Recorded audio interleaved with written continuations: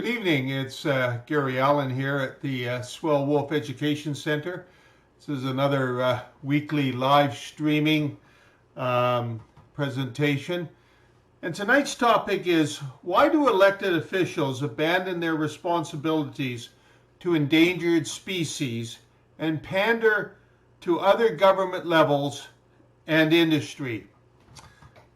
In 2003, the woodland caribou in BC were declared threatened by Kawasek.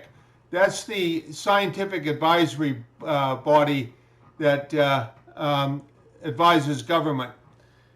And they were given this threatened status under SARA, which is the Species at Risk Act in Canada. It's a federal piece of legislation.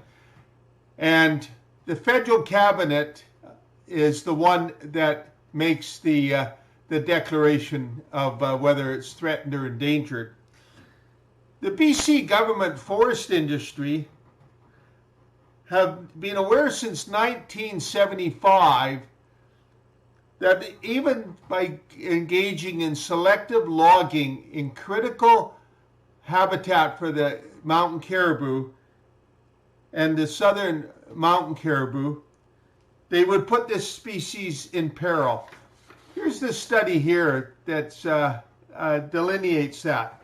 So that was 1975, almost 50 years ago. Now, under Section 61 of SARA, it's called the Destruction of Critical Habitat.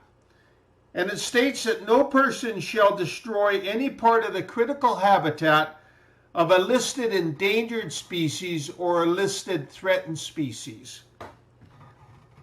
The BC Government Forest Ministry has been destroying the critical habitat of caribou since 1975, as I mentioned, and it continues to destroy this critical habitat since the caribou were listed as threatened in 2003. So what regulatory body can enforce Section 61 when the BC government is so blatantly egregious in ignoring this section? Well, under Section 80 of SARA, it's the emergency order. The federal minister of the environment can recommend an emergency order to provide for the protection of a listed wildlife species. Now, this is a fairly overpowering, oversweeping declaration, because what the federal government would be doing would be taking over a provincial responsibility of resource management. Now, this extraordinary power would allow the federal minister of environment to supersede the authority of the BC government, as I just mentioned. This means that any logging permits or other industrial activity would have to be sanctioned by the federal environment minister. In BC's case, the federal government environment minister would have to consult with the BC government pursuant to the Canada-British Columbia Agreement on Species at Risk. Now, the other way that you can do it is you go to court to get them to do it. And there have been 2 judicial reviews on the protection of caribou under Section 80, both in Alberta, in 2005 and 2010. Now, a judicial review is where you petition the court to say that the government is not complying with either its regulations or its legislation. What happened was these in 2005, 2010, a consortium of environmental groups petitioned the federal minister of environment to make an emergency order, saying that the woodland caribou were the critical habitat was being destroyed through oil and gas development, logging, mining, and that. The federal minister made no decision, so they went to court. And while it was going to go to court, then the federal minister made a decision not to recommend the order. In 2018, environmental groups in BC went to the federal court to get an emergency order to protect the caribou in the Wells Gray area. Now, federal court Justice Michael Phelan, in this judicial review application, described the lack of action by federal Environment Minister Catherine McKenna as egregious. No emergency order was made in this case either, and no emergency order has been made in BC or Alberta regarding the protection of critical habitat for the caribou. Yet, in BC, the caribou population continues to plummet, as well as the number of herds. 30 of the 52 herds in BC are at risk of extirpation. That's local extinction. The southern mountain caribou have had 4 herds extirpated in the last few years, leaving only 13 left. Why does this government fail to comply with Section 61 in that? Well, they continue to blatantly ignore Section 61. In 2018 and in 2019, 78 cut blocks were approved for logging in the Hart Ranges herd habitat. This herd is in decline and threatened. Now, what they're doing is the Coast Gas Link pipeline that's going to take natural gas from northeastern BC over to Kitimat to be exported to Asia. They're logging through there to put this pipeline in there. Now, Canada Liquid Natural Gas, Canada LNG, and Coast Gas Link pipeline are going to produce, according to BC government figures, 4 megatons of carbon emissions each year into the atmosphere. That's the equivalent of 856,531 cars being added to the roads each year. And by the way, those aren't electric cars. They're fossil fuel burning cars. And it only gets worse. That's in phase 1. Phase 2 and phase 3, the amount of carbon emissions is going to escalate. Now look at the stupidity of this decision.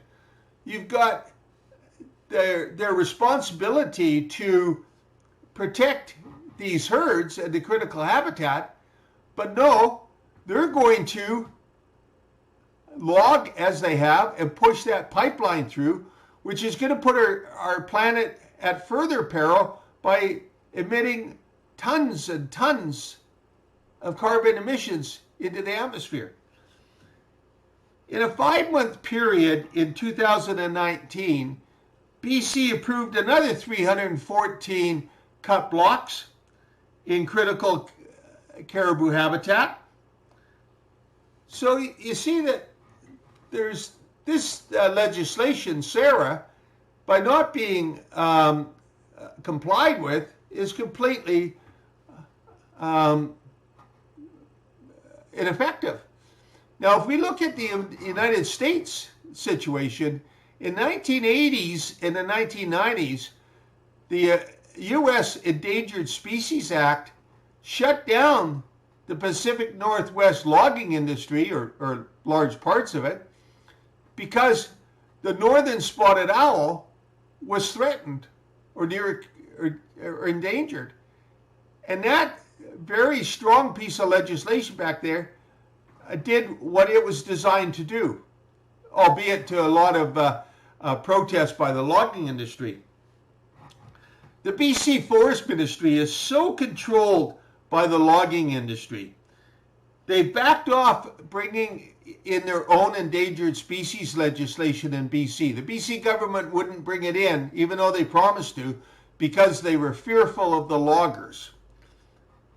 In a briefing note to the Minister of Environment obtained under a Freedom of Information request, the president of Toll Industries, which is a BC integrated logging firm. It has both logging and sawmill operations. When the president heard that they were looking at declaring large parts, millions of hectares of forest off limits to logging for the protection of the caribou, what the President Otoko said to the minister, don't do that. You're going to hurt our industry. Just kill more wolves, and the caribou will survive. And the BC Forest Ministry under FLNR has certainly complied by killing more than 1,000 wolves by helicopter since 2014.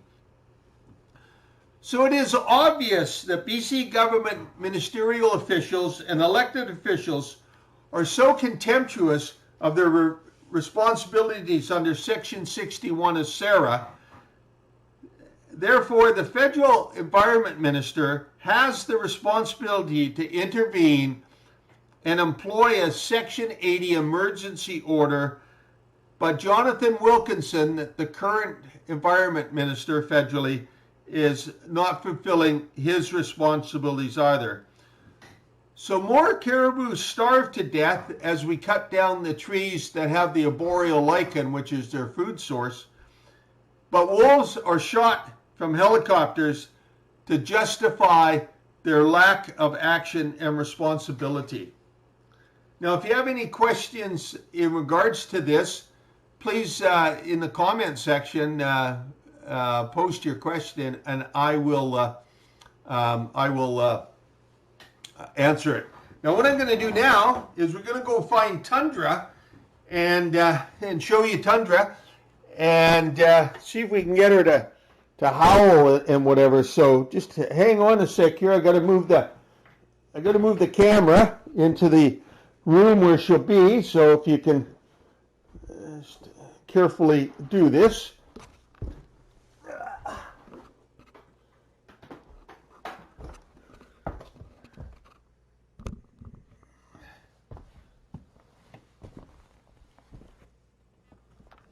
Tundra, girl. Come on, girl. Here. Come on.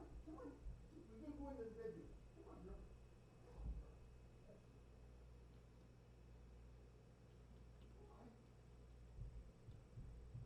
There we are.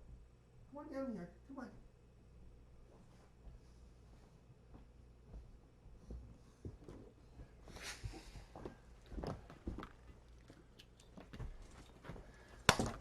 So here's Tundra, and so Tundra's the one I take into the schools. She's 14 and a half years old, and so she's getting on there. I'm going to see if we can get her to howl. Hey, Tundra. Oh, she's a good girl. She's a very good girl. Hey, girl. Here, look at.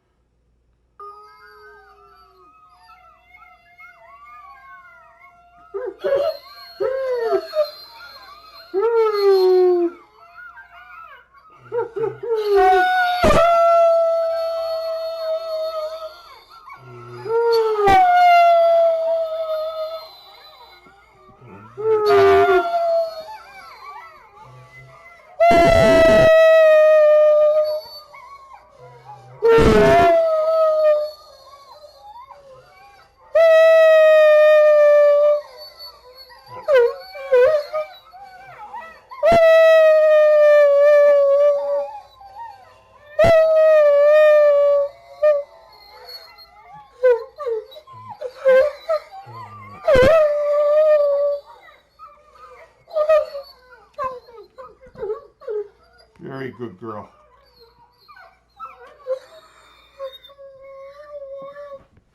Yeah. Yeah, she's a good girl. She's a good girl. Hey, want your treat? No.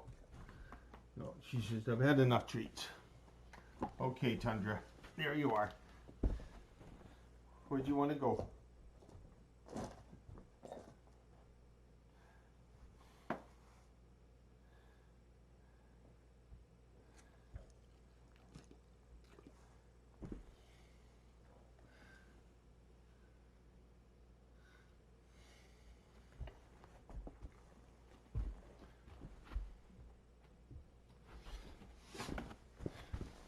Okay, so I'm going to move the camera back to its spot.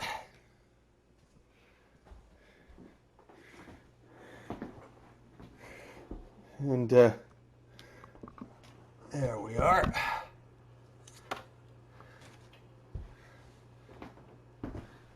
There. Okay, so that concludes our presentation for tonight. So I hope you enjoyed it. And you can see why certainly the Canadian government and BC governments are very industry focused and not focused on protecting species at risk. Certainly there's hope in the United States with the election of Biden and the appointment of Deb Haaland as the Secretary of the Interior. And as you know, Ms. Haaland is a Navajo Native American, and hopefully she will be able to employ her indigenous knowledge and the indigenous laws to do certain things like cancel cattle grazing permits on federal land in the U.S., the relisting of certainly the gray wolf and other species there in the U.S. that Trump so capriciously canceled in the last few days of his presidency. And there's some indication that Biden is looking at that. So we'll see if she can, under the Biden administration, can really get back to providing protection for species that are endangered or threatened. If not, I don't think we're going to have much success anywhere else in the world. So anyway, good night here, and everybody take care, and